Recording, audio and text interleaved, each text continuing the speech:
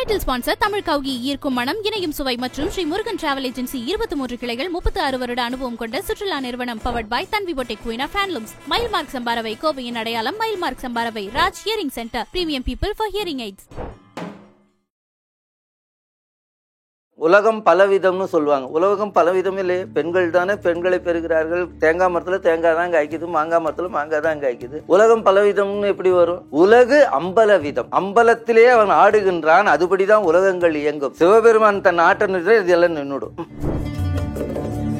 நான் எல்லோருக்கும் சொல்லுகிற ஒரே ஒரு விஷயம், மூச்சை உள்ளே எடுத்துக்க. ஓம் நம சிவாய, ஓம் நம சிவாய. ஒரு 1440 சுவாசத்திலும் உள்ளே போகும்போதும் வெளியே வரும்பொழுதும் சுவாசமாய் இருக்கிற அந்த சிவபெருமானை வெளியில் எங்கே காணப்போகிறாய்? ஒவ்வொரு இதயத்திலையும் நம்முடைய இதய தாமரையிலே 4 அறைகள் இருக்கின்றன. அது நடுவில் ஒரு வெற்றிடம் இருக்கிறது. அங்கே ஒரு ஒளி அசைந்து கொண்டே இருக்கிறதா. அது தகராய ரகசியம் என்று பாம்பன் சுவாமிகள் இருக்கிறார். அதோமுகம் என்பது ஞானிகள் மட்டும் காண்பது. அதோமுகமும் வெளிப்பட்டு 6 ஒளிகள் எம்பெருமான் ஞானக்கண்ணிலே உதித்தவன் முருகப்பெருமான். நானே இகம் பரம் ரெண்டுத்தையும் கொடுக்குறேன்னு சொல்லிட்டு அப்பாவுடைய ஒரு முகமும் அப்பாவுடைய 5 முகமும் அம்பாளுடைய ஒரு முகம் சேர்ந்து நானே 6 முகமும் இருக்க. இகபர சௌபாகியம் அருள்வானே. இகம் பரம் ரெண்டுத்தையும் நானே கொடுக்குறேன்ட்டு முருகன் இருக்கிறாராம். நீங்க சிவன் கோயிலுக்கும் அம்பாள் கோயிலுக்கும் என்கிட்ட வாப்பா ரெண்டுமே கொடுத்துட்றேன்னு ஒரே இடத்துல எல்லாம். மாணிக்க வாசகர் திருவெம்பாவை பாடிய இடமே பாத்தீங்கன்னா திருவண்ணாமலை. திருவண்ணாமலை பாத்தீங்கன்னா பஞ்சபூதங்கள்ல நடுவில் இருக்கும் பூதம். ஒரு தடவை உள்ள போயிட்டு வந்துட்டா நம்ம பியூரிஃபை ஆயிடும். ஏன்னா நெருப்புக்குள்ள. ஐபிசி பக்தி நேயர்களுக்கு அன்பான வணக்கம். தென்னாடுடைய சிவனையை போற்றி எந்நாட்டவர்க்கும் இறைவா போற்றின்னு நம்முடைய சிவனால் அவருடைய கருணையினால் நல்லதொரு வளமான ஆண்டாக இருக்கட்டும். அதனால இன்றைய கலந்துரையாடலில் சிவபெருமானை பற்றியும் சிவபெருமானின் அருளை பற்றியும் சிவராத்திரியை பற்றியும் பல சந்தேகங்களையும் நமக்கு தீர்க்க வந்திருக்கின்றார்கள் சான்றோர்கள். அவர்கள் ஒவ்வொருவராக நாம் அறிமுகப்படுத்துகின்றோம். ஐயா வணக்கம். வணக்கமா வணக்கம். திருவடியும் தண்டையும் சிலம்பும் சிலம்புடுருவ பொருவடிவேலும் கடம்பும் தடம்புயம் 6 மறுவடிவான வதனங்கள் 6 மலர்கண்களும் குருவடிவாய் வந்து என் உள்ளம் குளிர குதி கொண்டவி. தமிழகம் செய்த தவத்தின் பயனாக அவதரித்தவர்கள் திருமுருக கிருபானந்த வாரியார் சுவாமிகள். ஒவ்வொரு நூற்றாண்டுக்கு ஒரு மகான் நம்முடைய சனாதன தர்மத்திலே வந்து கொண்டே இருப்பார்கள். காஞ்சி மகா பெரியவர்களாலே 64வது நாயன்மார் என்று போற்றப்பட்டவர்கள் நம்முடைய வாரியார் சுவாமிகள். ஏறக்குறைய அவர்கள் 31 ஆண்டுகள் ஆகிவிட்டது இந்த நில உலகை விட்டு மறைந்து. ஆனால் அவருடைய திருமேனி மறைந்ததை தவிர அவர் ஆன்மா நம்மை ஆசீர்வதித்து கொண்டே இருக்கும். அவர் எனக்கு பெரியப்பா. அவர் பெரியப்பா மட்டுமல்ல, எனக்கு உபதேசமும் செய்தவர்கள். முருகனுக்கு உபதேசம், சிவ உபதேசம், சமய தீட்சை எல்லாம் அவரிடம் பெற்றுக்கொள்ளக்கூடிய மிகப்பெரிய வாய்ப்பு எனக்கு கிடைத்தது. இந்த மகா சிவராத்திரி என்று சொல்வார்கள். இந்த மகா சிவராத்திரி நல்விழா நாம் எல்லாம் எத்தனையோ கோடி ஜென்மாவாக இறப்பதும் பிறப்பதும் பிறப்பதும் இறப்பதுமாக இருக்கிறோம். புனரபி ஜனனம் புனரபி மரணம் என்பார்கள். அந்த மரணமிலா பெருவாழ்வு வாழ்ந்திடலாம் கண்டீர் என்றார். மணிகளிலே சிறந்தது ருத்ராட்சம், குமாரர்களிலே சிறந்தவர் முருகப்பெருமான், பெண்களிலே சிறந்தவர் உமாதேவியார், அதுபோல விரதங்களிலே சிறந்தது மகா சிவராத்திரி விரதம். அதனை பற்றி பேசுவதற்காக இங்கு அன்பர்கள் கூடியிருக்கிறோம்.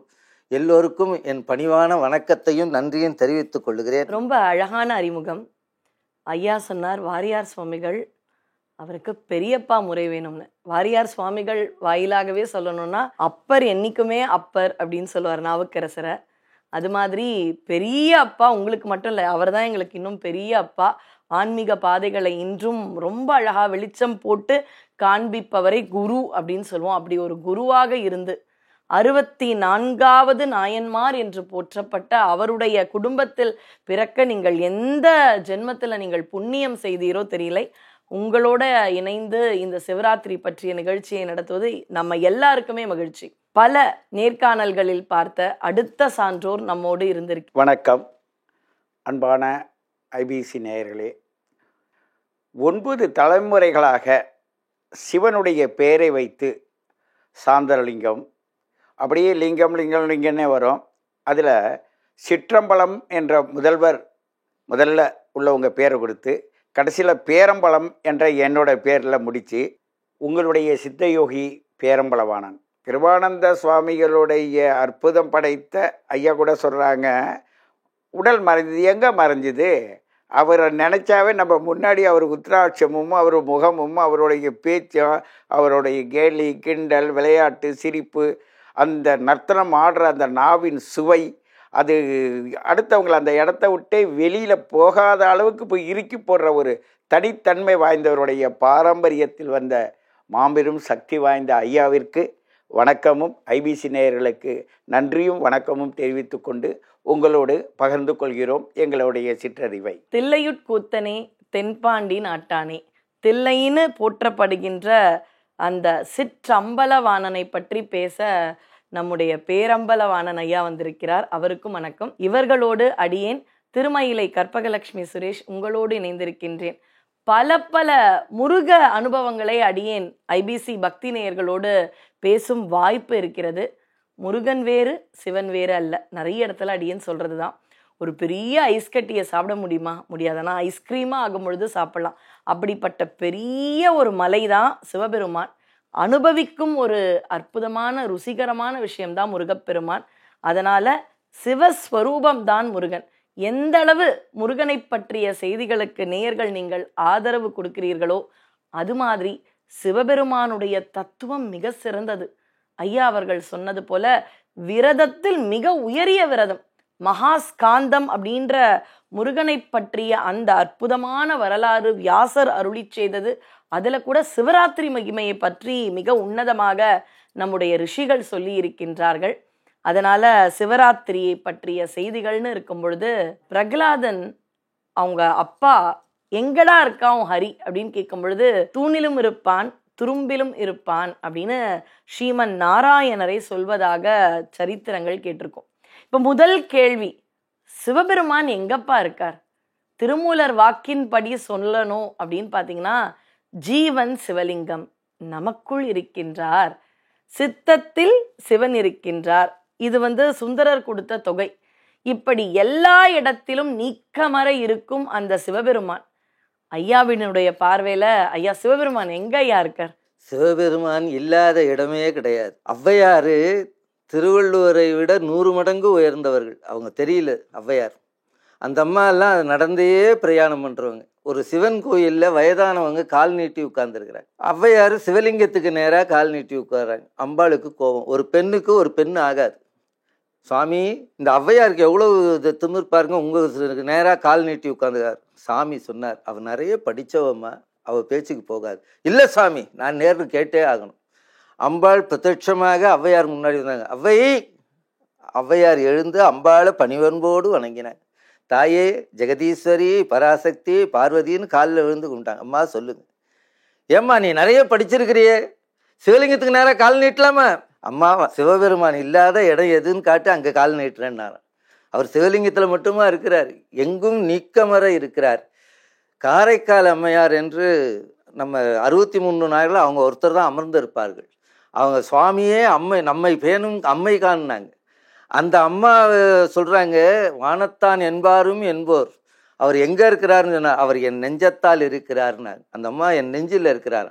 ஒவ்வொரு உள்ளத்திலும் ஆண்டவன் இருக்கிறான். உள்ளம் பெருங்கோயில் ஊனுடம்பு ஆலயம் வள்ளல் பிரானார்க்கு வாய் கோபுரவாசல் தெள்ளத் தெளிந்தார்க்கு ஜீவன் சிவலிங்கம் நீராயுருக்கி ஆறுயிராய் நின்றானே 84 100,000 யோனிவேதம் நிறைசேர படைத்து அவற்றின் உயிருக்கு உயிராக இருந்தான். ஆண்டவன் எல்லா இடங்களிலும் நீக்கமற இருக்கிறான். சிவபெருமான் இந்த இடத்துல தான் இருக்கிறார், இந்த இடத்துல இருக்காரு. பிரகலாதர் கேட்டதா சொன்னாரு, சொல்லிலும் நீ எங்கே இருக்கிறான்னு சொன்னி, அந்த சொல்லிலும் இருக்கிறார்னார். தூணிலும் இருப்பார் துரும்பிலும் இருப்பார். நீக்கமற யாண்டும் உலகமெங்கும் நிறைந்திருக்கிறார். உலகம் அம்பலவிதம், உலகம் பலவிதம்னு சொல்லுவாங்க. உலகம் பலவிதம் இல்லையே, பெண்கள் தானே பெண்களை பெறுகிறார்கள். தேங்காய் மரத்தில் தேங்காய் தான் காய்க்குது, மாங்காய் மரத்தில் மாங்காய் தான் காய்க்குது. உலகம் பலவிதம்னு எப்படி வரும்? உலகு அம்பலவிதம், அம்பலத்திலே அவன் ஆடுகின்றான், அதுபடிதான் உலகங்கள் இயங்கும். சிவபெருமான் தன் ஆட்ட நிறுத்த இதெல்லாம் நின்றுடும். இதை தகராலய ரகசியம் என்று பாம்பன் சுவாமிகள் எழுதுகிறார். ஒவ்வொரு இதயத்திலையும் நம்முடைய இதய தாமரையிலே 4 அறைகள் இருக்கின்றன. அது நடுவில் ஒரு வெற்றிடம் இருக்கிறது, அங்கே ஒரு ஒளி அசைந்து கொண்டே இருக்கிறதா. அது தகராய ரகசியம் என்று பாம்பன் சுவாமிகள் எழுதுகிறார். அது புறத்தே வைத்திருப்பது தான் நம்முடைய தில்லை சிதம்பரம். சிவபெருமான் ஸ்தலங்களிலே ஆக உயர்ந்தது சிதம்பரம். அம்பாள் ஸ்தலங்களில் ஆக உயர்ந்தது மீனாட்சி. ஸ்ரீமன் நாராயணர் ஸ்தலங்களில் உயர்ந்தது ஸ்ரீரங்கம். நம்ம விநாயகர் ஸ்தலங்களில் பிள்ளையார்பட்டி. முருகன் ஸ்தலங்களில் ஆக உயர்ந்தது திருச்செந்தூர். பரமபதமாய செந்தில், பரமபதம்னு சொல்லுவாங்க வைஷ்ணவ பெருமக்கள், அதற்கு சமமாக திருச்செந்தூர். கைலை மலை அணைய செந்தில், கைலாசத்துக்கு ஈக்குவலான திருச்செந்தூர். இப்போ கூட சகோதரி சொன்னாங்க, சிவபெருமான் வேறு முருகன் வேறே அல்ல. கந்த புராணத்துக்கு சிவநூல்னு பேர். பேர் தான் கந்த புராணம், ஆனால் சிவநூல்னு பேர். கந்தனுடைய புகழ்னு சொல்ல சிவநூல், சிவனுடைய பெருமை சொல்வதே கந்த புராணம். சிவன் வேறு முருகன் வேறே அல்ல. இந்த தேவர்கள் எல்லாம் துன்பப்பட்டு சுவாமி கிட்ட வந்து கேட்குறாங்க, அம்மா நாங்கள் இந்த சூரபத்மனால எண்ணில்லாத கஷ்டம் பெறுகிறோம், ஆண்டவனே நீங்கள் ஒரு குமாரனை அருள் செய்யணும். அது எப்படி இருக்கணும்னா பார்வதி கிட்டேருந்து வரக்கூடாது. வேதமும் கடந்து நின்ற விமலா ஓர் புதல்வன் தன்னை நீ தரல் வேண்டும் நின்னையே நிகர்க்க. சுவாமிக்கு சமானம் கிடையாது, தனக்கு ஓமை இல்லாதவன். சமான விபூதுரகிம்னு வேதம் சொல்லும். இறைவனுக்கு சமானம் கிடையாது, தனக்கு ஓமை இல்லாதவனை பார்த்து உனக்கு சமமான குழந்தைய கொடுனா இருந்தால் நீயே குழந்தையாவான்னு அர்த்தமா. சிவபெருமானே அவருக்கு 5 திருமுகங்கள், ஈசானம், தத்புருஷம், அகோரம், வாமதேவம், சத்யோஜாதம் என்ற 5 திருமுகங்கள். அதோமுகம் என்பது கீழ்நோக்கி இருப்பது. 4 திசைகளில் 4 முகம், மேல் நோக்கி ஒரு முகம், கீழ் நோக்கி ஒரு முகம். இப்படி இருந்தால் எப்படி எழுத முடியும்? அதான் எழுதறிய அறுமுகம். இப்போ சாமி நம்ம கோயிலில் தெரியணும்னா 6 முகம் இப்படி வைக்கிறோம். ஆனால் இந்த முகம் எப்படி 4 பக்கம் 4 முகம், மேலே ஒரு முகம் கீழே ஒரு முகம் இருக்குன்னா எப்படி? அந்த அதோமுகம் என்பது ஞானிகள் மட்டும் காண்பது. அந்த அதோமுகமும் வெளிப்பட்டு 6 ஒளிகள் எம்பெருமான் ஞானக்கண்ணிலே உதித்தவன் முருகப்பெருமான். அவரே சிவபெருமானே முருகன். அவர் சிவபெருமான் கட்டி தங்கமா, ஆபரணமான தங்கம் நம்ம முருகனா. வெண்ணெய் சிவபெருமானா, நெய் முருகனா. நெய்யில் கொஞ்சம் வாசனை இருக்குமா. கிவா ஜெகநாதன் சொல்வார், வாரியார் சுவாமி இப்படி சொல்கிறாரு, வெண்ணெய் தான் நெய்யாக வரும், ஆனால் நெய்யில் மனம் இருக்குமா. அதுபோல் முருகன் கருணை கடவுள். அவன் 5 திருமுகங்களும் பரலோகத்தை கொடுப்பது. அம்பாள் இகலோகத்தை கொடுப்பார். அம்பாளுக்கு ஒரு முகம், சிவபெருமானுக்கு 5 திருமுகங்கள். நானே இகம் பரம் 2த்தையும் கொடுக்குறேன்னு சொல்லிட்டு அப்பாவுடைய ஒரு முகமும் அப்பாவுடைய 5 முகமும் அம்பாளுடைய ஒரு முகம் சேர்ந்து நானே 6 முகமும் இருக்க. இகபர சௌபாகியம் அருள்வானே. இகம் பரம் 2த்தையும் நானே கொடுக்குறேன்ட்டு முருகன் இருக்கிறாராம். நீங்கள் சிவன் கோயிலுக்கும் அம்பாள் கோயிலுக்கும் என்கிட்ட வைப்பா 2மே கொடுத்துட்றேன்னு ஒரே இடத்துல எல்லாம். அப்படி முழு பரம்பொருளாக விரும்புவர் சிவபெருமான். இந்த சிவராத்திரி என்ற சிவம் என்ற சொல்லுக்கு மங்களம்னு ஒன்று பேரு, துக்கங்களை போக்குகிறவர்னு அர்த்தம். ராத்திரி என்றால் சுகத்தை தருவது. நம்முடைய துக்கங்களை மாற்றி சுகத்தை தருவது சிவராத்திரி. அந்த சிவராத்திரியிலே 14வது நாழிகைன்னு சொல்லுவாங்க. இரவு 11:30 1 மணி நேரம். அது லிங்கோத்பவ நேரம் என்று பெயர். அண்ணாமலையிலே ஒரு முறை ஸ்ரீமன் நாராயணருக்கும் பிரம்மாவுக்கும் பிரச்சனை. பிரம்மா சொல்றார், நான் பரம். இல்லையா, நான் தான் பரம்ங்கிற அப்பா பிள்ளைக்குள்ளே தகுறார். அவர் பிரம்மா என்ன சொல்லுகிறார், நான் சிருஷ்டி செய்யவில்லை என்றால் உங்களுக்கு வேலை கிடையாது, காக்கிறதுக்கு வேலை கிடையாது. நான் சிருஷ்டி செய்தால் தானே காக்கும் தொழிலுக்கே இருக்கிறது. ஆகையினால் என்னுடைய தொழில் உயர்வுங்கிறார். இன்னொன்று இந்த அடியார்களுக்கெல்லாம் ஒரு சின்ன விண்ணப்பம். மூவரிலே ஒருவராக சிவபெருமானை எண்ணக்கூடாது. மூவரும் அறிகிலர் மற்றும் யாவர் அறிவார். மணிவாசகர் சொல்றார். மணிவாசகர் சொன்னார்னா சுப்ரீம் கோர்ட் ஜட்ஜ்மெண்ட் மாதிரி. மூவர்னா ருத்திரனையும் சிவமையும் ஒன்றாக எண்ணுகிறார்கள். ருத்திரன் வேறு, சிவபெருமான் வேறு. அவர் 4வது பொருளாக இருக்கிறார். சிவபெருமானுக்கென்று ஒரு வேலைங்க, அவர் சன்னிதானத்தில் எல்லாம் நடக்கும். அப்போ அந்த சிவபெருமான் தான் பரம்பொருள். அவர் என்ன சொல்றாரு, ஏன்பா குழந்தைகளை பெற்றுக்கினே போனவங்க காக்கிறது தானே முக்கியம் அப்படின்றார். இவங்களுக்குள்ள வாக்குவாதம். சுவாமி கேட்டார் என்னென்னு. நான் இங்கு ஜோதி வடிவாக தானூர் வடிவமாக விண்ணுக்கும் மண்ணுக்குமாக சிவபெருமான் நின்றார். என்னுடைய திருமுடியையும் திருவடியையும் யார் பார்க்கிறார்களோ அவர்கள்தான் பரம் என்று சொல்றார்கள். நம்முடைய பிரம்மதேவர் அன்னப்பட்சியாக மாறி மேலே தேடுகிறார். வராக அவதாரம் எடுத்து ஸ்ரீமன் நாராயணர் பூமியை நோக்கி தேடுறார். 2000 ஆண்டு தேடினார். பெருமாள் வந்துட்டார், திருவடியை பார்க்க முடியல. இந்த படித்தவன் எப்பவும் தப்பு பண்ணுவான். இவன் மேலே போனவன் கலைவாணியின் கணவனார் அல்லவ, எப்போவோ சுவாமி தலையில் விழுந்த தாழம்புவை பொய் சாட்சி சொல்ல கூப்பிட்றான். நான் சாமியை பார்த்துட்டு தான் சொல்லுன்னு. அதனால தான் பொய் சொல்லக்கூடாது. நம்ம அடியார்கள் பொய்யுள்ள நெஞ்சில் போகாண்டி. நம்ம வள்ளுவர் சொல்றார், பொய்யாமை பொய்யாமை ஆற்றின் அரண்பெற செய்யாமை செய்யாமை நன்று. சத்தியம் வதான்னு வேதம் சொல்லுது. பொய்மை பேசாதிருக்க வேண்டும் வள்ளல் பெருமானார். இவன் பொய் சொன்னதுனால தான் கோயிலில் அவர் பிரகாரத்தில் இருப்பால தனியாக இருக்காது. ஆனால் விஷ்ணுவுக்கு 108 திவ்ய சேத்திரம் உண்டு, 1008 சிவஸ்தலங்கள் உண்டு. ஆனால் பிரம்மாவுக்கு தனியாக கோயில் கிடையாது, பிரகாரத்தில் தான் இருப்பார். அதனால தான் இந்த மருந்து உண்பவர்கள் பத்தியம் இருக்கணும். அதுபோல் பக்தி உள்ளவர்களுக்கு இந்த பொய் சொல்லக்கூடாது. பொய் சொன்னால் இறைவன் திருவருளை நாம் பெற முடியாது. எல்லா வேதமும் அதுதான் சொல்லுது. இவர் அதனால பொய் சொன்னார். இதனுடைய தத்துவம் சைவ வைஷ்ணவம் சண்டெல்லாம் கிடையாது. கீழே தேடியவர் அஷ்டலட்சுமிக்கு நாயகன், மேலே போனவர் சரஸ்வதியின் கணவனார். கல்விக்கு அதிபதி மேலே தேடினார், செல்வத்துக்கு அதிபதி கீழே தேடினார். செல்வத்தின் பெருக்கினாலும் கல்வியின் பெருக்கினாலும் கடவுளை காண முடியாது, பக்தியால் தான் காண முடியும்னு சொல்றதுக்காக வந்தது அந்த வரலாறு. இன்னொன்று, மேல் நோக்கி செல்வது ரஜோகுணம், கீழ் நோக்கி செல்வது தமோகுணம். ரஜோகுணம் என்பது கோபம், நான் இல்லைன்னா இந்த கட்சி நடக்குமா, நான் இல்லைன்னா இந்த நிகழ்ச்சி நடக்குமா, நான் இல்லைன்னா இந்த வியாபாரம் நடக்குமா, நான் இல்லைன்னா இந்த வங்கி நடக்குமா என்ற அந்த அகங்காரம் மேல் நோக்கி இருப்பது. கீழ் நோக்கி செல்வது தமோகுணம். இன்னைக்கு இப்போ சிவராத்திரி சார், அடுத்த சிவராத்திரி வருது பார்த்துக்கலாம் சார், இந்த பிரதோஷங்க அடுத்த பிரதோஷம் பார்த்துக்கலாம் ஐயா, எல்லாத்தையும் தள்ளி போடுவோம். சோம்பேறி, மயக்கம், ஆலசியம், இதெல்லாம் தமோகுணம். மேல் நோக்கி செல்லுகின்ற ரஜோகுணத்தினாலும் இறைவனை காண முடியாது, தமோகுணம் கீழ் நோக்கி செல்வதனாலும் காண முடியாது. ராமாயணத்திலே ரஜோகுணம் ராவணன், தமோகுணம் கும்பகர்ணன். பகவான் ரஜோகுணமாகிய ராவணனை கொன்றுவிட்டார், தமோகுணமாகிய கும்பகர்ணனை கொன்றுவிட்டார், சத்துவகுணமான விபீஷனுக்கு முடிசுட்டுகிறார். நாம் சத்துவ குணத்தை வளர்த்து கொண்டால் இறைவனை பார்த்து கொள்ளலாம். இந்த சிவராத்திரி அன்று முடிந்தவரை இரவு 11 1 மணி தவறாமல் இருக்கும். அப்பொழுது ஒரு முறை சிவாய நம என்று சொன்னால் 1000 முறை சொன்ன புண்ணியம். ஒரே ஒரு வில்வார்ச்சனை பண்ணினால் கோடி மலர்களை அர்ச்சித்த புண்ணியம் வரும். அந்த அன்பால பக்தியால எனக்குள்ள இறைவன் இருக்கார் அப்படின்றத நான் கண்டுபிடிச்சிட்டேன். நாவுக்கரசர் சொன்னார். அவர் சொன்னது போல பிரம்மான்னு நம்ம புரிஞ்சுக்க கூடாது, திருமால்னு புரிஞ்சுக்க கூடாது. அந்த கல்வியின் அகந்தையாலும் இறைவனை காண முடியாது. எவ்வளவு படித்தாலும் வேதம், உபனிஷத், நிறைய காசு இருக்கு, 1000 ரூபாய் டிக்கெட், 2000 ரூபாய் டிக்கெட் போகலாம். ஆனால் சுவாமி நம்மளை பார்ப்பாரா? யார் உண்மையான அன்போட தெருக்கோடியில் பெரிய வரிசை இருக்கும், கடைசியா நிற்பார்ல, அவரை தான் பார்த்து சுவாமி கை காமிப்பாரா, வந்துட்டியா அப்படின்னு. அப்படி இறைவன் நமக்குள் இருக்கின்றான். அதை காண்பிப்பதுதான் குருமார்களின் திருமுறைகள், திருவாசகம், திருவிளையாடல் புராணம், இப்படி சொல்லிண்டே போகலாம். ஐயா கிட்ட கேட்கலாம். ஐயா, உங்களுடைய பார்வையில சிவபெருமான் எங்க இருக்காருன்னு காண்பீங்களே? வணக்கம்மா. முந்தா நாள் தான் நான் திருவண்ணாமலை போனேன். இந்த நிகழ்வு அங்கே நடந்தது. அண்ணாமலையாரோடைய மண்டபத்து உள்ளுக்குள்ளே போயிட்டு தரிசனம் முடிச்சுட்டு வெளியில் வந்தோன்னா அங்கேருந்து அண்ணாமலையை பார்த்தேன். பார்த்துட்டு இருக்கும்போது ஐயா வாங்கன்னு கூப்பிட்டுக்கிட்டே கிடுக்கிடுன்னு வந்தாங்க. திருவண்ணாமலைக்கு போகிறவங்க அண்ணாமலையாருடைய சிரசை பார்ப்பதை, அந்த அக்னி ஸ்தலத்தில் சிரசை பார்ப்பது, தேவாரம், திருவாசகம், மற்றபடி எல்லா புராணங்களிலும் சொல்லுவதெல்லாம் நீங்கள் படிச்சுக்கிட்டே இருந்தீங்கன்னா நீங்கள் படிச்சுக்கிட்டு தான் இருக்கணும்.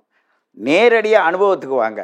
அண்டத்தில் இருப்பது அனைத்தும் பிண்டத்தில் இருப்பது என்பது மட்டும் நீங்கள் உணர்ந்தால் உங்களுக்குள் இருக்கும் இறைவன் ஈசனாக எப்படி உனக்கு ஈகை செய்கிறான் என்பதை உணர முடியும். அங்கே உள்ளே போகும்போது வரிசையில் அப்படியே ரைட் சைடு திரும்புங்க. ரைட் சைடு திரும்பினோன்னே அங்கே பாதம் மலர் வச்சுருக்காங்க. அங்கே பார்த்த மகிழ்ச்சியில் இருந்தேன். இங்கே வாங்கன்னு சொல்லிட்டு அண்ணாமலையாருடைய பாதத்தை பாருங்கள். இதுவரையும் நீங்கள் பார்த்துருந்தாலும் சரி, பார்க்கலனாலும் சரி, நீங்கள் உள்ளே போயிட்டு 4வது 5வது பிரகாரத்தில் உள்ளே போகும்போது பார்த்தீங்கன்னா வலதுபுறத்தில் நல்ல வேரிலிருந்து உச்சி வரையும் காய்க்கக்கூடிய நல்லத்தி மரத்திற்கு கீழே பாதச்சுடர் இருக்குது. அதை ஒரு சுற்றிட்டு நேராக ஐபிசியில் உட்காந்துருக்கேன். எவ்வளோ பெரிய பாக்கியம்! அது ஐயா எடுத்து கொடுத்த விதம் இருக்குது பாருங்க. அப்படியே முதல் வரிசையில் நான் குட்டி பையனாக இருக்கும்போது நாகப்பட்டினத்தில் சிக்கல் சிங்காரவளவர் கோவிலில் இடம் கிடைக்காது. முதல் நாளே போய் லைனில் நின்று போய் வரிசையில் போய் உட்காருனா முன்னாடியில் கொஞ்சம் நேரம் உட்கார விட மாட்டாங்க. அப்படி ஐயாவுடைய வார்த்தை கேட்டால் உள்ளுர இருக்கிற உடம்புல முள்ளு மாதிரி அப்படியே சிலிர்க்கும். அப்படி சிலிர்க்க அளவுக்கு தமிழோடைய சுவையை அவங்க அள்ளி காதுகளில் தெளிக்கும் பொழுது, ஆமாம், சாப்பாடு அன்னந்தனியெல்லாம் தெரியாது. ஐயா கூட எழுந்திரிச்சு போக மாட்டாங்க. அந்த அளவுக்கு மக்களோட ஈடுபாடோடு இருந்த அந்த தமிழை இப்போ ஐயா பேசும்போது நல்ல உணர முடிஞ்சது. உங்களுடைய வார்த்தையில் மாணிக்க வாசகர், வள்ளல் பெருமான், இப்படிப்பட்டவங்களெல்லாம் பல நிகழ்ச்சியில் நீங்கள் சொன்னாலும் இந்த சிவனுக்கும் எனக்கும் ஒரு வம்பு உண்டு. எனக்கு சிவனுக்கும் வம்பு உண்டு. ஒரு நாள் அவர் செஞ்ச கூத்தை நான் சொல்கிறேன். ஒரு சிவனை நாங்கள்லாம் என்னன்னாக்க எல்லோரும் கிராமத்தை விட்டு வெளியில் வந்ததுனால பழைய கோவில்கள்லாம் இடிஞ்சு போய் கிடக்கு. அதை ஒரு 2 வருஷம் நான் என்ன பண்ணேன்னாக்கா, ஆற்றங்கரை காவேரி கரை ஓரத்தில் இருக்கிறதெல்லாம் போக வேண்டியது, அந்த கிராமத்தில் சுத்தப்படுத்த வேண்டியது, அதுக்கு விளக்கேற்றி வைக்க வேண்டியது, அதுக்கு ஷெட்டு போடுறதா இருந்தால் ஷெட்டு போடுறது, இது மாதிரி பணிகள் செஞ்சுக்கிட்டு இருந்தோன்னே ஒரு நாள் இந்த அடிமுடி காண்பதற்கு திருப்பனந்தாளில் ஒரு கோவில் இருக்குது. அந்த ஊருடையப்பர் கோவில். அந்த ஊருடையப்பரோட கோவிலில் அங்கே போய் சேவை செஞ்சுக்கிட்டு இருக்கேன். 63 நாயன்மார்களுக்கு பூ பறித்து கொடுக்கறது தான் என் வேலை. அதை நான் பறித்து கொடுப்பேன். 3 மணிக்கு போவேன், 3:30க்கு போவேன், 4 மணிக்கு போவேன். இப்படி 2 வருஷம் செஞ்சேன். 2வது வருஷம் சொல்கிறேன், நான் படித்து கொடுக்க முடியாதுன்ட்டு. ஏன் சாமி இப்படி சொல்கிறீங்க? உங்களை நம்பி தானே, அது வேறு ஆள் போட முடியாது, நீங்கள் செய்ய முடியாது. ஏன்னா விடியற் காலையில் 3 மணிக்கு அடி வேர்லேருந்து எறும்பு வருது அந்த தேனை உரிய 3:45. அப்போ அருகில் உள்ள சின்ன சின்ன பூச்சிகள், அதாவது அது ஒரு விதமானது, அது பட்டு போல் இருக்கும், அது அந்த தேனை பறிக்கிறது, குடிக்க வருது. அடுத்தது வண்டுகள் வருது, வண்ணத்து பூச்சிகள் வருது. இது எத்தனையும் அதை சார்ந்து வாழ்கின்ற இடத்துல அது குடிக்குது. அதில் ஒரு நிபந்தனை ஒன்று உண்டு. எப்படின்னு கேட்டால், பூ பறிக்கணும், நகை கணுப்படக்கூடாது, இந்த விரல்களுக்குள்ளே தான் இருக்கணும், மொட்டு மலர்ந்துடக்கூடாது. அது உள்ளே இருக்க தேனை அங்கே 63 நாயன்மார்களுக்கும் வைக்கும்போது அங்கே தான் அந்த மலரும். அது ஒரு கட்டளை. 2வது, அதுக்குள்ளே குளித்து முழுவி எழுந்திரிச்சு கால்நடையாக போய் அந்த 63 நாயன்மார்களில் தோட்டத்தை திறந்து அந்த தோட்டத்தில் இருக்கிற எல்லா பூக்களும் பறிக்கணும். பறித்து வரும்போது ஒவ்வொரு செடியிலும் பார்க்கும்போது ஒவ்வொரு நாளும் எனக்கு ஒவ்வொரு அனுபவம் கிடச்சி. கடைசியில் பார்த்தா இத்தனை ஜீவராசிகள் இறைவன் இந்த பூவை சாப்பிட்றதுக்காக கொடுத்துருக்கான். எத்தனையோ தூரத்தில் எத்தனையோ பேர் பூக்கள்லாம் வளர வச்சு அதை பக்குவப்படுத்தி அனுப்புகிறாங்க. வேணா அவங்களுக்கெல்லாம் பார்சலில் வாங்கிக்கிட்டோம். ஆனால் இந்த ஜீவராசிகளுக்கு உள்ள பொருளை நான் போய் திருட மாட்டேன். நான் திருடுறது மாதிரி எனக்கு தோணுச்சு. உடனே நான் சொல்லிட்டேன், கையெடுத்து கும்பிட்டு. அவர் சொன்னார், தத்துவம் பேசாத. ஐயாவுக்கு நீ இந்த சேவையை எப்படிப்பட்ட சேவை செய்கிற? ஐயாவுக்கு செஞ்சதுனால்தான் ஐயா தான் உணர்த்துறார். இத்தனை ஜீவன்கள் இந்த மரம் செடி கொடியை புரிஞ்சு நடந்துக்குது. கடைசியாக 4:45 வருங்க அந்த பறவை. ஒரு பறவை சிட்டுக்குருவி மாதிரி இருக்கும். அது வரும் 4:30, 5, 5:30 இதுக்குள்ளே வரும். அது நின்று இருக்கும். நான் போய் பூ பறிச்சிக்கிட்டு இருப்பேன். அதை பார்ப்பேன், வெளியிலேருந்து கத்திக்கிட்டே இருக்கும். நான் விலகி போய் உட்காந்துக்குவேன். அது குடிக்கும். அப்போ அவரோட கட்டளை என்ன? பூவில் இருக்கிற தேனை நீ பறவைகள் எடுத்துடக்கூடாது, அதுக்கு முன்னாடி நீ போகணும். நான் இத்தனை ஜீவராசிகளுடைய வயிற்றில் அடித்து அந்த இறைவனுக்கு நான் ஏன் போடணும் என்ற எண்ணம் எனக்குள்ளே வந்ததுனால 63 நாயன்மார்களுக்கு நான் போட மாட்டேன் ஆனால் ஒரு முடிவு எடுத்துக்கிட்டு இருந்தேன். அதற்கு பிறகு சென்னை வர வேண்டிய வேலை வந்துட்டேன். வள்ளல் பெருமான்கிட்ட சொன்னேன்.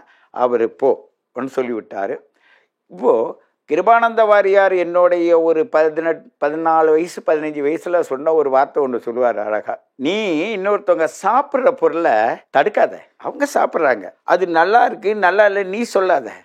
அவனுடைய தேவையை அவன் உணர்ந்து அவன் செய்யும் போது உன் விருப்பு வெறுப்புகளை அவனிடம் நீ உள்ளே கொண்டு போகாத.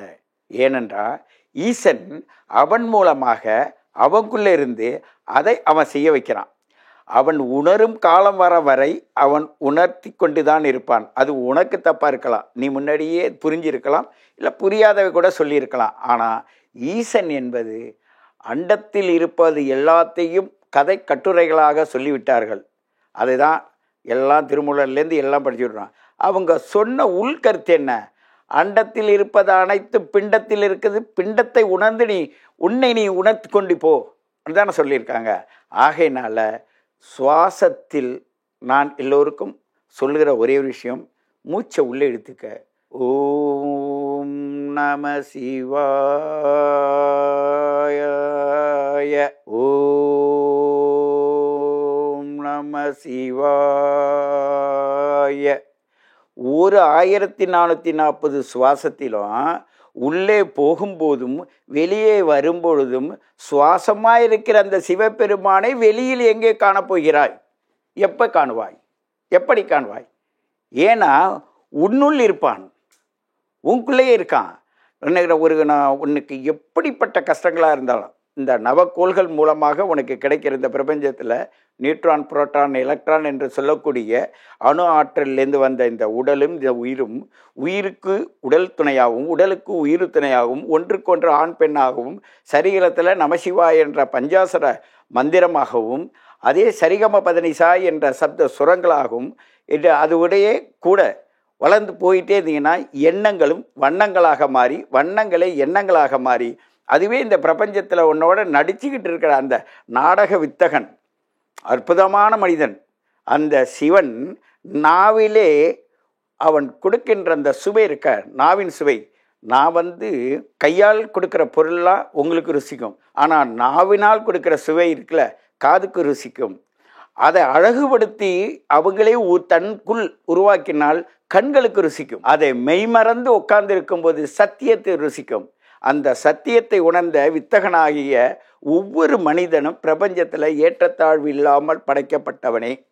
அனைவருடைய உள்ளத்திலும் அனைவருடைய எண்ணத்திலும் எண்ணமாகவும் உள்ளமாகவும் ஒருங்கிணைந்து உள்ளே இருந்து கொண்டு சரி தவறு என்பதை சமூக ரீதியாக சமூக காரணத்தை காட்டி ஒரு உபதேசித்து கொண்டே இருப்பவன் தான் சிவன். ரொம்ப அழகான பதில். ஏகன் அநேகன் அப்படின்ற மாதிரி சொன்னார். ஆக மொத்தத்துல திருமந்திரம் உணர்த்திய ஜீவன் சிவலிங்கம் அதை பத்தி பார்த்தோம்.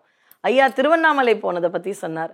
ஆதியும் அந்தமும் எல்லா அருட்பெரும் ஜோதியை தரிசித்தேன் அப்படின்னு சொன்னார். மாணிக்க வாசகர் திருவெம்பாவை பாடிய இடமே பார்த்தீங்கன்னா திருவண்ணாமலை. திருவண்ணாமலை பார்த்தீங்கன்னா பஞ்சபூதங்கள்ல நடுவில் இருக்கும் பூதம். ஒரு தடவை உள்ள போயிட்டு வந்துட்டா நம்ம பியூரிஃபை ஆயிடும். ஏன்னா நெருப்புக்குள்ள நீரே நம்மை தூய்மைப்படுத்துகின்றது அப்படின்னு சொல்லும் பொழுது நெருப்பு என்ன பண்ணும்? பொசுக்கிடும். எதை பொசுக்கும்னு பார்த்தீங்கன்னா தீய எண்ணங்களை, காம எண்ணங்களை, சிற்றின்ப எண்ணங்களை, கோவத்தை, இப்படி எல்லாவற்றையும் பொசுக்கி ஒவ்வொரு முறை திருவண்ணாமலை கிரியை வலம் வரும் பொழுதும் நம்ம எப்படி ஆயிடுவோமா? ஒவ்வொரு தடவையும் தூய்மை, நம்ம ஒவ்வொரு தடவையும் புதுப்பிக்கப்பட்டு வருவோம். ஐயா சொன்னும் பொழுது இன்னொரு அழகான விஷயம், பொய் சொல்லக்கூடாது பக்தியில. தாழம்பூ பொய் சொன்னதால தாழம்பூ பூஜையில சேர்த்தி கிடையாது. இப்படி புராணங்களில் இருந்தாலும் விஞ்ஞான ரீதியாகவும் சில விஷயங்களை ஆன்மீகத்தில் நம்முடைய சான்றோர்கள் வைத்தார்கள். அது என்ன? தாமரை பார்த்தீங்கன்னா அதனுடைய மனம் தெய்வீகத்தை கொடுக்குமா. ஆனா தாழம்பூ ஒரு சிற்றின்ப எண்ணத்தை கொடுக்கக்கூடிய மலர். அதனால பார்த்தீங்கன்னா நீங்க கூட யோசிச்சு பாருங்க, திருமணமான பெண்ணுடைய ஜடையில தாழம்பூ ஜடை போடுவாங்க. அது குடும்ப விஷயத்தை ஞாபகப்படுத்தக்கூடிய ஒரு மலர் என்பதால் பூஜைக்கு வேண்டாம். ஆனா அந்த மலருக்கும் சிவசேவைக்கு ஆசையாக இருக்கும். அதனால 4 யாமம், ஜாமங்கள்னு சொல்லுவாங்க இல்லையா, சிவராத்திரி இரவு, அதில் 3ஆம் ஜாமம் ஐயா சொன்னது மாதிரி லிங்கோத்பவர் அந்த காலத்தில் அம்பாளோடு இருக்கும் பொழுது எப்பேற்பட்ட பாவம் பண்ணவங்களுக்கும் அனுமதி உண்டு. ஏன்னா பிராயச்சித்தத்துக்கான ஒரே நேரம்னா அது சிவராத்திரியின் 3ஆம் காலம். எந்த காலத்தை விட்டாலும் சரி, இரவு ஒரு தோராயமா 11-12 மணிக்கு ஆரம்பிக்கும் பூஜை உமா மகேஸ்வரின்னு அம்பாள் செய்யும் பூஜைக்குத்தான் லிங்கோத்பவர் வழிபாடு. அந்த 11லிருந்து 2:30-3 வரை இருக்கக்கூடிய பூஜையாவது நாம் கண்டிப்பாக செய்ய வேண்டும். முழு இரவு விழித்திருக்க முடியலனா எப்படிங்க 12லேருந்து 3? நம்ம ஒரு காலத்துல சிவராத்திரினா செகண்ட் ஷோ, நைட் ஷோலாம் போட்டுருவாங்க. இன்னைக்கு பாருங்க, அந்த கையில மொபைல்னு இருந்தா நேரம் போறதே தெரியாது. ஆனா ஏகாதசி சிவராத்திரின்னு வரும்பொழுதுதான் நம்ம தீவனை நீ தூங்கு சுச்சோ விழிச்சிட்டு இருக்கியேன்ற மாதிரியான உணர்வுகளை கொடுக்கும். பொய்ன்னு சொல்லும் பொழுது முருக வழிபாட்டை மறக்க முடியல. பாம்பன் சுவாமிகள் ஒரு தடவை ஒரே ஒரு சின்னதா பேச்சுக்கு நடுவில் சொல்லிட்டாராம், பழனி போனோம். அவருடைய சீடர் கேட்டார், முருகன் உத்தரவா? இல்ல அப்படின்னு சொல்லியிருக்கணும், ஆமான்ட்டாராம். ஆனா முருகன் உத்தரவில்லை, இவர் போகணும்னு ஆசை. அப்படி பேச்சுக்கு நடுவில் ஒரு பொய் சொன்னதுக்காகவே வாழ்நாள் முழுக்க பழனிக்கு வர பாம்பன் சுவாமிகளுக்கு முருகப்பெருமான் அனுமதிக்கவில்லை. நக்கீரரானாலும் சரி, பாம்பன் சுவாமிகளானாலும் சரி, சிவனும் முருகனும் பொய்க்கு இடமில்லாமல் சத்தியத்திற்கு என்றே இருப்பவர்கள். அதனாலதான் சைவர்கள் சத்தியம்னு கூட சொல்ல மாட்டாங்க, திருநீலகண்டம்னு சொல்லுவாங்க. அவர் திருநீலகண்டர் ஆனதும் சிவராத்திரி அப்படின்ற நம்பிக்கை இருக்கு. கோயில் கோபுரம் என்பது ஸ்தூலலிங்கம். பலிபீடம்னு இருக்கும், அது பத்தரலிங்கம்னு பேர். நம்முடைய அகங்காரம், நான் யான் எனது என்னும் செருக்கறுப்பான அதை அங்கே பலி போட்டுடணும். என்னோட செயல் என்னோடது, நான் அந்த எண்ணத்தை அங்கே பலி போட்டுட்டு இறைவனை அடையணும். அது சதாசிவலிங்கம்னு பேர். உள்ளே இருக்கிற மூர்த்திக்கு சதாசிவலிங்கம். கீழே ஒரு 4 சதுரமாக இருக்கும், அது பிரம்மான்னு பேர். அது வந்து ஆத்மலிங்கம்னு பேர் கீழே இருக்கிறது. ஆவுடையார்னு சகோதரி சொன்னாங்களே, அது விஷ்ணு, அருள் தருகிறது விஷ்ணு, அந்த அப்படி வளைஞ்சு இருக்கும், ஆவுடையார்னு பேர். இப்படி மேலே இருப்பது சிவஜோதி, அது வந்து சதாசிவலிங்கம், அது மேல் நோக்கி இருக்கும். இதை வள்ளல் பெருமான் ஜோதியுள் ஜோதி ஜோதியுள் ஜோதி என்பார், 3 முறை சொல்வார். இந்த 3 ஜோதியும் சேர்ந்தது தான் சிவலிங்கம். தோண்ட தோண்ட அகழ அகழ எல்லா இடத்துலயும் சிவலிங்கம். பாரத தேசத்துல மட்டுமானா கிடையாது, இந்தோனேஷியா, கம்போடியா, இப்படி உலகத்தில் இருக்கக்கூடிய பல நாடுகளில் இருந்தும் அந்த சிவலிங்க மூர்த்தம் கிடைக்கின்றது அப்படின்னு சொல்லும் பொழுது அது எவ்வளவு தொன்மையான வழிபாடு, மிக மிக தொன்மையான வழிபாடு, சிவ வழிபாடு. அதனால முடிந்த அளவு சிவநாமத்தை சொல்லிக்கொண்டே இருக்க வேண்டும். அதுதான் ஒரு தாழ்மையான விண்ணப்பம். ரொம்ப நாகரிகமாக இருக்கக்கூடிய இளைஞர்கள் எல்லாம் ஜிம் போறீங்க, எதுக்கு போறீங்கன்னா உடம்புல இருக்கக்கூடிய கொழுப்பு கரைய. அது மாதிரி நம்முடைய தீவினை கரைவதற்கு வாரத்திற்கு ஒரு முறை அந்த உழவார பணின்னு செய்யும் பொழுது நமக்குள் இருக்கும் தீவினை கழிந்து விடும். அவங்க என்ன வயசான காலத்தில் போய் உழவார பணின்னு சொல்லிட்டு போயிட்டு அங்கே போய் இதெல்லாம் செய்கிறாங்க. நாங்கள் உழவார பணிக்கு போகிறோம், திருப்பணம் எல்லா பகுதிக்கும் போவோம். சென்னையிலேருந்து எங்கே போகும்போது என்ன பண்ணுவாங்கன்னா, முன்னாடியே நாங்கள் பர்மிஷன் வாங்கிடுவோம். அந்த பாத்திரங்கள்லாம் எடுத்து போட்டு அதை அழகாக அந்த கூட்டத்தோடு நின்று அதை செய்யும்போது பார்த்தீங்கன்னா உள்ள மனசுக்குள்ள அந்த உணர்வு இருக்குது பாருங்க. அந்த உணர்வு அங்கே உள்ளே இருக்கிற அந்த ஈசன் அவனுக்காக செய்கிறத நமக்குள்ள உணர்த்தும் போது நம் உடல்ல ஒரு உணர்வு தோணுங்க, அது அனுபவங்க. டைட்டில் ஸ்பான்சர் தமிழ் கவுகி, ஈர்க்கும் மனம், இணையும் சுவை மற்றும் ஸ்ரீ முருகன் டிராவல் ஏஜென்சி 23 கிளைகள், 36 வருட அனுபவம் கொண்ட சுற்றுலா நிறுவனம். Powered by Tanvi boutique queen of handlooms. Mile mark சம்பாரவை கோவையின் அடையாளம், மைல் மார்க் சம்பாரவை. Raj hearing centre, premium people for hearing AIDS.